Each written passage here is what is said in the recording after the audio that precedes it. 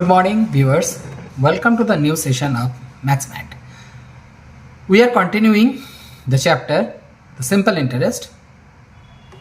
Simple interest में आज हम कंटिन्यू करेंगे थोड़ा बहुत और सवाल जो आपका कॉन्सेप्ट और भी क्लियर कर देंगे।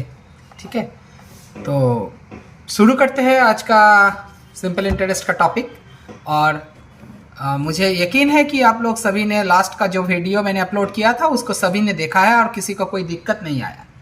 ठीक है, तो फिर ये वीडियो को आप ज़रूर देखना और ये आपका एग्जाम में आपका कॉन्सेप्ट और भी क्लियर कर देंगे।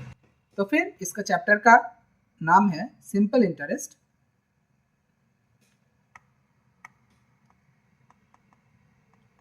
सिंपल इंटरेस्ट और ये लेक्चर नंबर 2 है। ठीक है, पहला सवाल, ए sum of money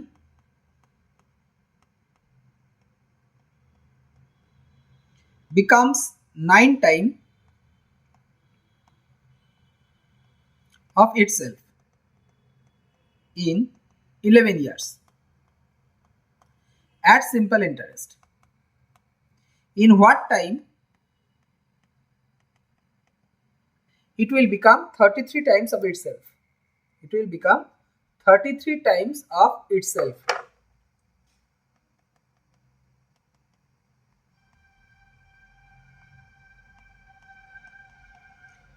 Of itself. So, पहला जो सवाल है इसमें आप देखिए क्या है, कोई धन साधारण ब्याज पर 11 साल में 9 गुना हो जाता है। ठीक है, तो उसे 33 गुण होने के लिए कितना समय लगेगा, यही तो सवाल है। तो सवाल जो है इसका पहले लिखिए प्रिंसिपल। प्रिंसिपल क्या है, पकड़ लीजिए एक। ठीक है, अमाउंट 9 और टाइम इसको लिख लीजिए 11 साल। ये आपको दिया हुआ है। ठीक है, और पूछा क्या क्या है, सवाल क्या किया गया है, प्रिंसिपल एक, अमाउंट 33, टाइम क्या है, यही आपका सवाल है। तो फिर क्या करना पड़ेगा, कोशिश करेंगे आप लोग। ठीक है, टाइम मत वेस्ट कीजिए, हम कर देते हैं। प्रिंसिपल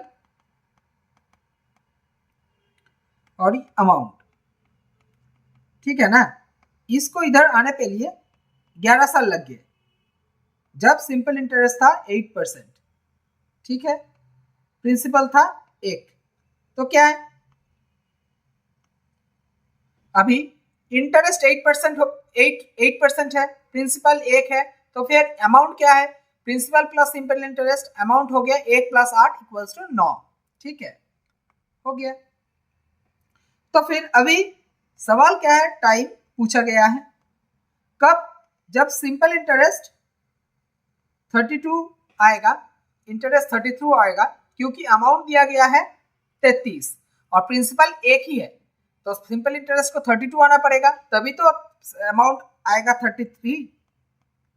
अमाउंट 33 कब आएगा, जब प्रिंसिपल 1 है और सिंपल इंटरेस्ट 32 है, तभी क्या आएगा, अमाउंट 33 आएगा। ठीक है, तो अभी क्या करेंगे हम, SI 8 रुपये में 8% में, SI 8% में 11 साल लगा, एक SI सिंपल इंटरेस्ट आया क्या, 8 रुपया। ठीक है, तो एक रुपया में क्या आएगा, 11/8 साल लगेगा ना। 8 रुपया में 11 साल लगता है, तो 1 रुपया में 11/8 लगेगा। तो उसके बाद 33 रुपया में क्या आएगा, 11/8 इंटू 33 बट 32, सिंपल इंटरेस्ट तब 32।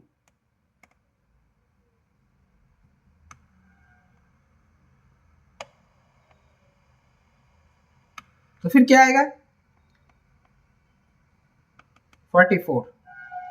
तो आंसर क्या आएगा, 44 साल लग जाएगा। ठीक है, 44 साल लग जाएगा वो 1 रुपया को 33 टाइम्स होने के लिए 33 टाइम्स होने के लिए 1 रुपया को 44 ईयर्स लगेगा। ठीक है। Now next question, a certain amount of money, certain sum of money become 8 times,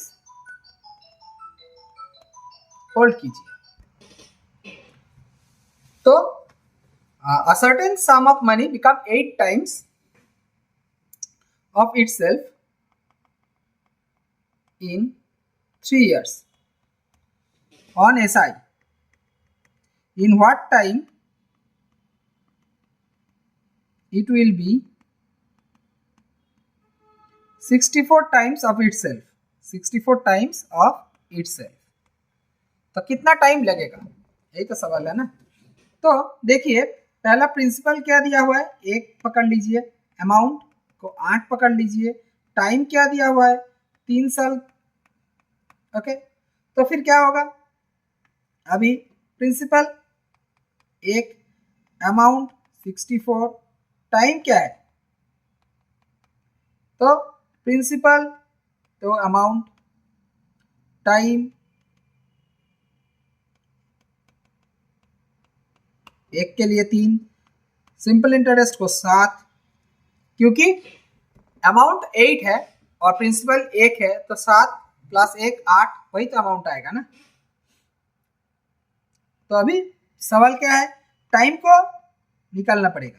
तो SI 64 टाइम्स दिया हुआ है तो 1 माइनस कर दीजिए 63, वही इंटरेस्ट आएगा। तो फिर अब क्या करेंगे, 7 यूनिट पर 3 साल, 1 यूनिट पर 3/7 साल। तो फिर SI क्या दिया हुआ है 63 यूनिट पर 3/7 × 63, 27 साल लग जाएगा। ठीक है, आंसर वही आंसर। समझ पा रहे हो ना क्या बता रहे हैं हम, कॉन्सेप्ट को समझ लीजिए, नहीं तो बाद में दिक्कत आ जाएगा, रट्टा नहीं मारना चाहिए। देखिए अब अगला सवाल क्या है, अगला सवाल दिया गया है, मैं एक किताब से सवाल कर रहा हूं और किताब से हम एक्सट्रैक्ट किया है सवाल को, इंपॉर्टेंट सवाल को, वही हम सॉल्व कर दे रहे हैं। ठीक है, ये सब पहले पिछले साल का आने वाला सवाल है। A certain sum of money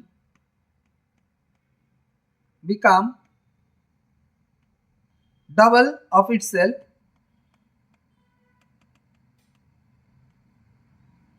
in 6 years. In what time it will be 10 times of itself, 10 times of itself. तो प्रिंसिपल क्या है 1, अमाउंट क्या है 2, टाइम क्या है 6 साल। तो अभी प्रिंसिपल, टाइम 1, सिंपल इंटरेस्ट भी 1, अमाउंट हो गया 2। ठीक है ना, अभी टाइम +1, सिंपल इंटरेस्ट 10 टाइम्स, तो 10 - 1 = 9, अमाउंट आना चाहिए गिवन 10। तो फिर 1 यूनिट के लिए 6 साल, तो 9 यूनिट के लिए 9 × 6 = 54 ईयर्स। यही आंसर है। ठीक है, सवाल समझ पा रहे हो? ठीक है,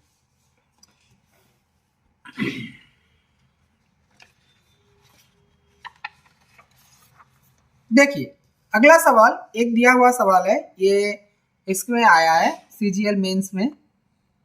ए sum of money of ₹2600 amount becomes to ₹3570 in 4 years. at simple interest. So if the rate of interest is increased by 1%, it would amount to how much? It would amount to how much? Okay तो सवाल हिंदी में एक बार बता रहा हूं। 2600 रुपया को 4 साल में साधारण ब्याज की दर से 3750 रुपया हो गए। यदि ब्याज की दर 1% अधिक होती है तो ये धन कितना हो जाएगा? ठीक है, तो प्रिंसिपल क्या दिया हुआ है 2600 रुपीज, अमाउंट क्या दिया हुआ है 3750, टाइम क्या बोला है 4 साल, रेट क्या है वही तो सवाल है, r plus 1% equals to amount, simple interest plus rate plus interest equals to amount. Now amount equals to principal plus SI, 2600 plus 1254 equals to 3854. Now what happens? SI equals to 2600 into R into 4 by 100 equals to 1150. R equals to 575 by 52. So R plus 1 equals to 575 by 52 plus 1 equals to 627 by 52. SI क्या है 2600 into R plus 1 into 4 by 100 equals to 2600 into 627 into 4 by 52 into 100.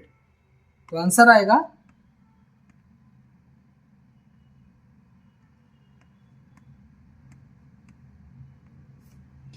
1254.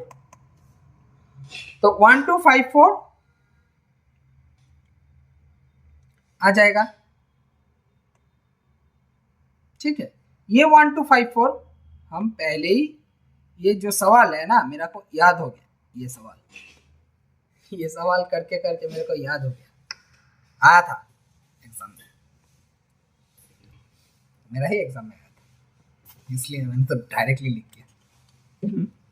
CHSL में भी आया था, CHSL mains में आया था, CGL में भी आया है, CHSL में भी आया है, रिपीट कर जाता है ये सब। ठीक है,